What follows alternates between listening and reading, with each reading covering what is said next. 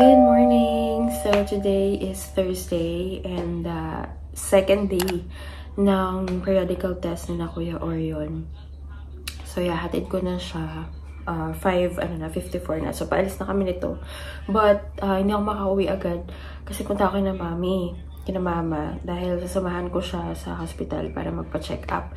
Kahapon kasi, nagkaroon ng parang blood clot yung eyes niya or parang dugo. Hindi naman niya nararamdaman. Ako lang nagsabi. So, sabi ko, akala ko sore eyes. Pero wala siyang nararamdaman. So, yun. Naggaling na sila ng hospital kahapon para magpa-check up. So, nagpa-ECG siya at saka x-ray. Tapos today ng morning yung blood chem niya. So, samahan ko siya. So, yun. Later, let's see.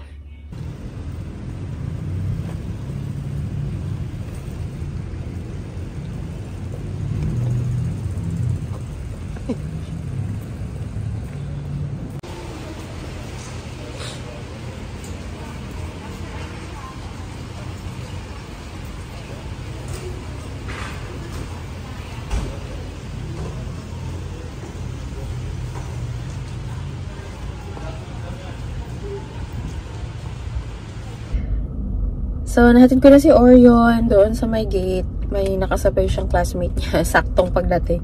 So, yan. Punta na tayo kina mama para masamahan natin siya. Anyway, maaga pa naman. It's 6:26 AM. I think 7:30 or 7:45 yung schedule niya for the blood chem ngayon. So, punta na tayo doon kasi kahapon na traffic ako nung pumunta ako doon. So, mama-traffic tayo ulit kasi parang foundation day ng Assumption ngayon. Nakita ko. So, yun. Baka, yun. Kailangan na natin pumunta. Go, go, go. Yan. Dito na ako na mama. So, nagluto siya ng lugaw. Pero hindi niya matikman kasi hindi siya pwedeng kumain. Dahil magpapa-blood chem nga siya. So, tayo na lang kakain ng lugaw. Katapos ko lang kumain ng lugaw ni mama. So, maya-maya paalis na kami yan.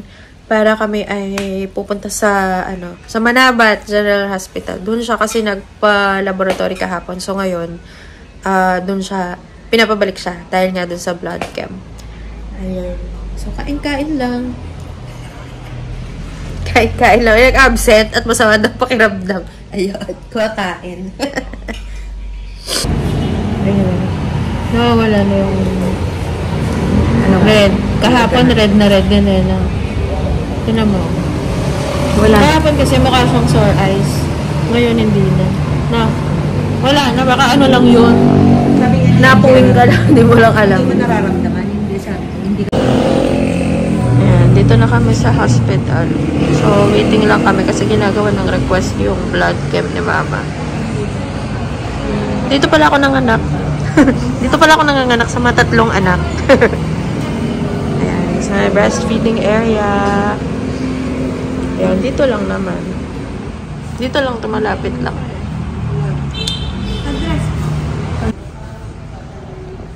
Gutom ka na. Namaos ako.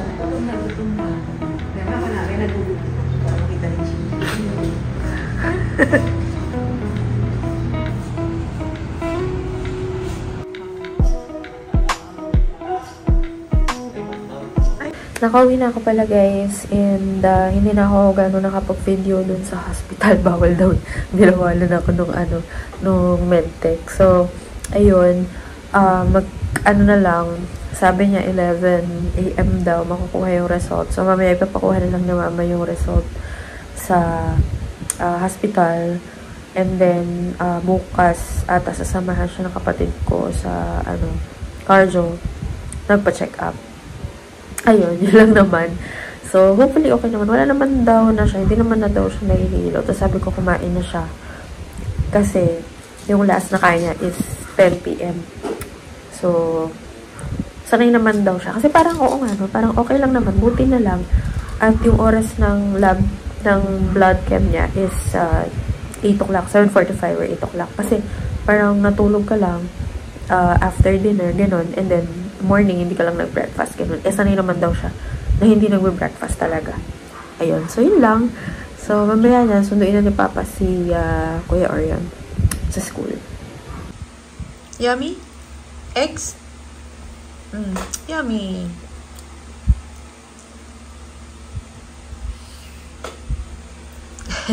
Mapakit ka pa, ha? Eat na. Hindi mo matusaw. Ay! Wow! Ganda, ganda. Kuya, yun, wala ka school? Ano ka na? Kumain ka na dyan yung hotdog. What? No school daw. Ano sasabi mo? Egg. What? Anong what? Egg. Yummy.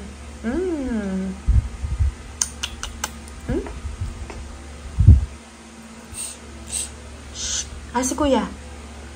Where's Kuya? Wala si Kuya Orion. Yeah. Si Kuya yun.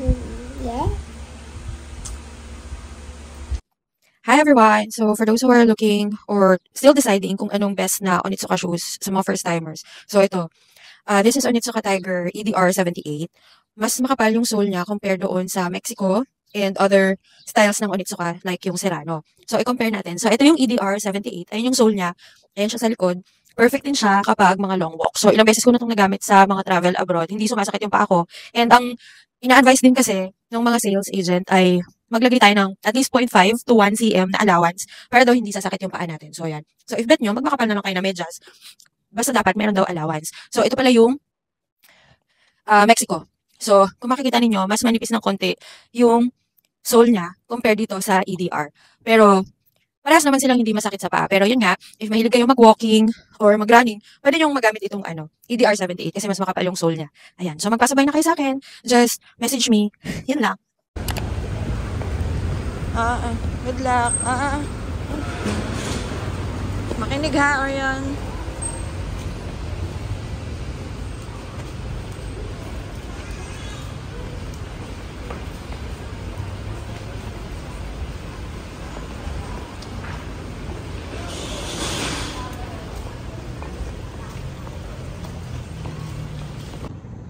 Yan, visit lang tayo kay Papa saglit kasi hindi ako Actually, magja-jogging kasi tayo.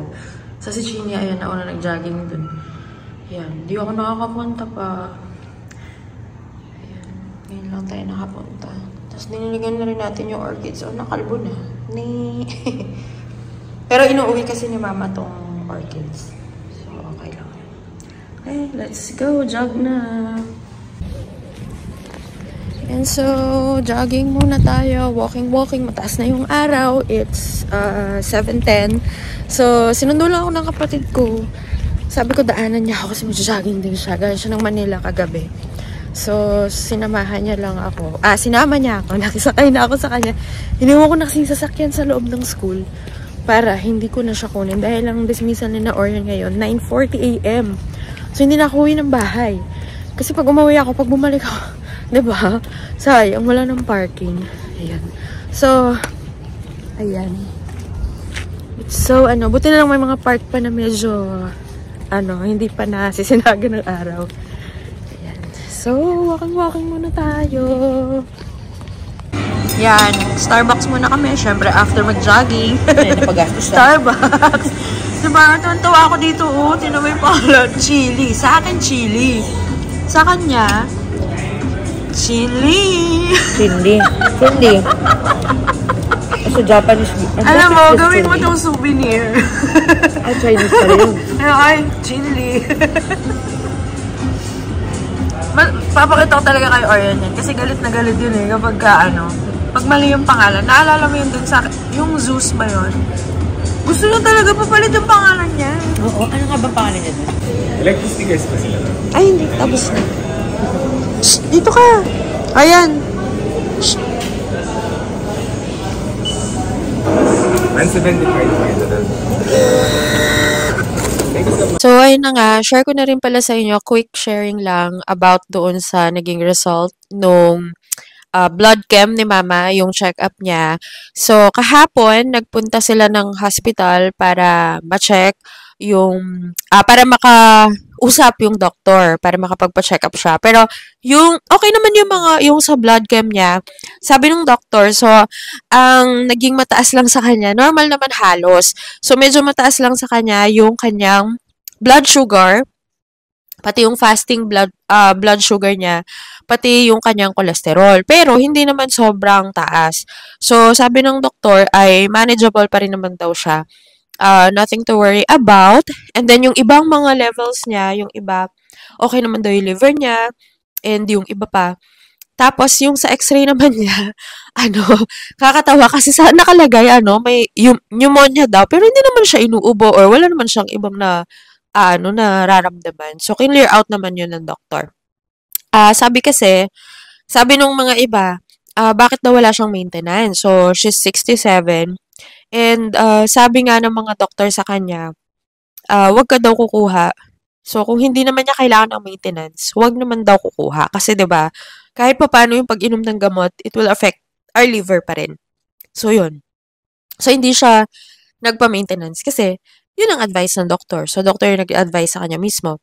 And binigyan lang siya, niresetahan siya na in case daw na sumakit yung ulo niya, inumin niya yung gamot na yun. So, sabi ko sa kanya, bumili siya para at least kung nasa bahay siya at sumakit ang ulo niya, maiinom niya agad yung gamot. So, yun. So, very naman, kasi sobrang active pa rin ni mama.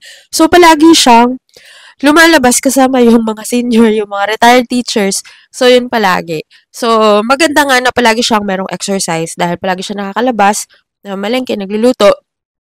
So, hindi siya natatenga talaga na nasa bahay lang. So, ayun.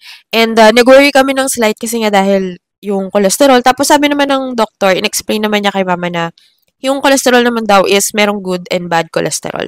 So, in-advisean lang siya ng mga magandang kainin para sa kanya. So, ayun. Pero wala pa rin siyang maintenance. Hindi siya binigyan. And yun nga, ang sabi, kung hindi mo kailangan ng maintenance, huwag ka maghihingi daw ng maintenance. Ayun. So, yun lang. Na-share ko lang sa inyo para if yung mga parents ninyo, ganyan, syempre may edad na rin. So, pag may naramdaman na konti, lalo sa mga seniors, ayun, pa-check. Kasi di ba mahirap naman maghula kung ano yung nafe-feel. Ayun. Mas maganda yung may nararamdaman kaysa sa wala. Diba?